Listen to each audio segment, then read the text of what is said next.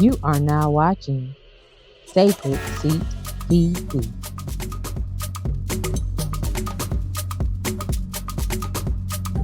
Welcome back to my channel. So today we are going to be discussing the feminine archetypes. This is going to be a very brief introduction in which I will provide a few examples for your consumption. The archetypes, they have deep roots in human consciousness, mythology, and psychology. They are often derived from myths and stories from various cultures around the world. But to me, they are a collection of human behavior and thought patterns. So their development has been influenced by historical and cultural patterns. Gender roles and expectations help to frame the way in which the archetypes are expressed. All archetypes, just like people, have both a high-functioning side and a low-functioning side. And the low-functioning side is also known as the shadow side. So in summary, feminine archetypes are a blend of psychological, mythological, and cultural influences that offer a rich understanding of the complexities of the feminine psyche. So this was popularized by a woman known as Jean Shinoa Bolin.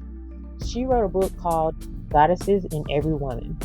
And so in this book, she conceptualized 7 different feminine archetypes and associated them all with a Greek goddess. So the first archetype that I will be discussing is called the maiden. So the maiden is the expression of feminine potential.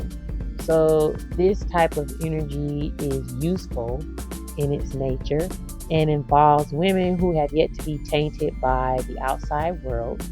They have a certain naivete about themselves. They represent the start of a new journey or a renewed perspective. And they can be expressed through a positive outlook on life, belief in the goodness of people, and positive outcomes. So examples of the maiden archetype within modern media would be Snow White, a Cinderella, Bella Swan from the Twilight saga, Zendaya's character Rue Bennett from the HBO show Euphoria, and Disney's Moana. So the next archetype that I'm going to discuss briefly is the mother. So this is the energy that can be expressed in the girl next door aesthetic that we in America here know within media. This is the preserver and the protector of life. This type of energy involves the ancient instinct to mother. It can also be encompassed by warmth and compassion, friendship and connection. And it can also be expressed through unconditional love. The mother is versatile. She can be a multitude of things all at once or whenever she needs to. Examples of the mother archetype within modern media would include Sarah Connor from the Terminator saga, Miss Incredible from The Incredibles, Cookie Lion from Empire. Up next, we have the Huntress. So this energy can be expressed in the form of the wild feminine. So the Huntress would be a woman who is independent, but also whole within herself. So she is driven and goal-oriented, and she also accomplishes the goals that she sets. She is grounded. She also has a connection to nature. She's grounded in herself and unconcerned of the opinions of others. And she has a strong sense of what her boundaries are. So examples of the Huntress in modern media would be Katniss Everdeen from The Hunger Games, Laura Croft from The Tomb Raider, Wonder Woman, and Rogue from X-Men, hence the word rogue. So next up we have the Sage. So the Sage is the expression of knowledge, wisdom, and the pursuit of truth. So this energy values learning and introspection, but I look at this energy as the queen on a chessboard. So she is the powerhouse.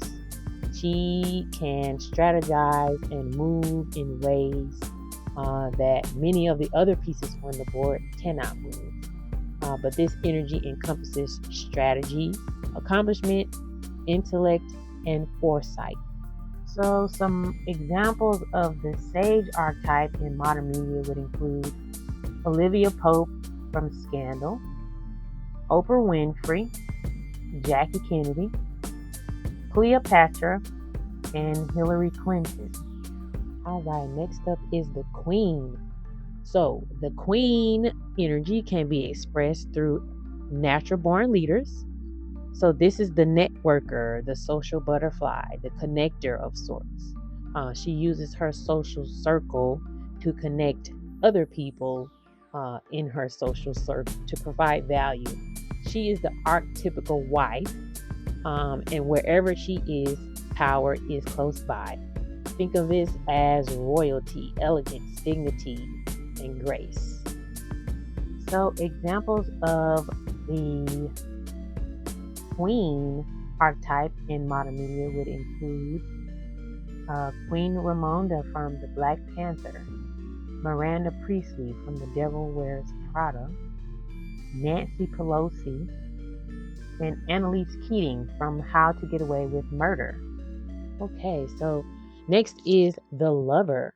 So the Lover is an expression of the erotic and creative energy of all women.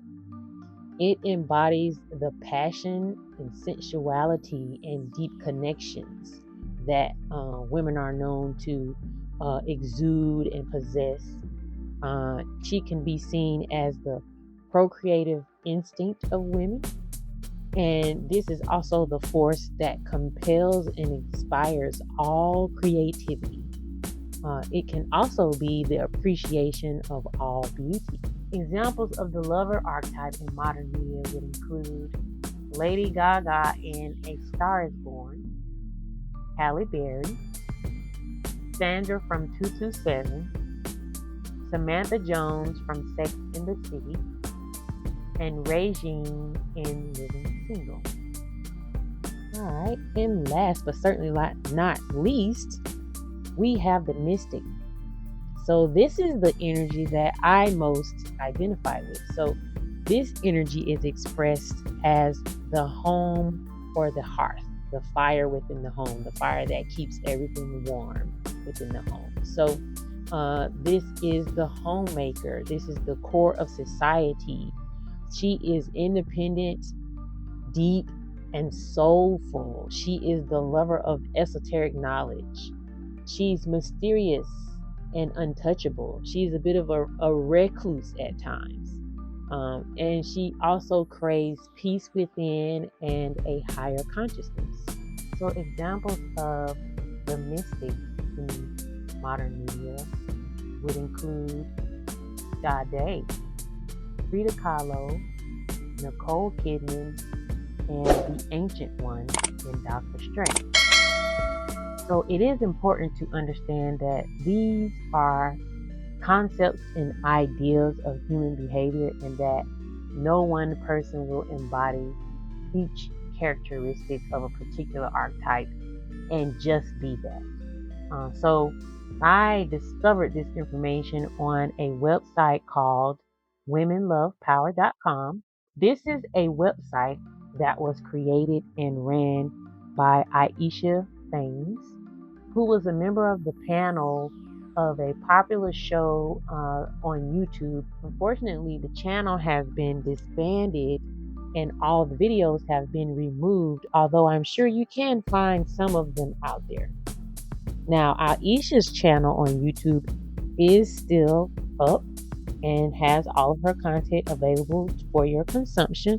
I would recommend that you go ahead and check out both her channel and her website. I signed up for a course on there just to learn a little bit more about myself and the feminine journey, as you will. And on there, she talks about how the feminine journey is basically a story arc of self-discovery. On that website, Aisha Fames has a quiz that you can take for free. That way you can discover the different types of feminine archetypes that you embody. And if you like to sign up for a course or two, she'll explain a little bit more about them, how they captivate, how they arouse, how they persuade, how they express themselves, what type of men you attract, things of that nature. So I just thought all of this was very interesting because I am on a journey of, as we see here on the channel, goddesshood. So you'll be seeing more content like this on the channel, and I hope you will tune in for that.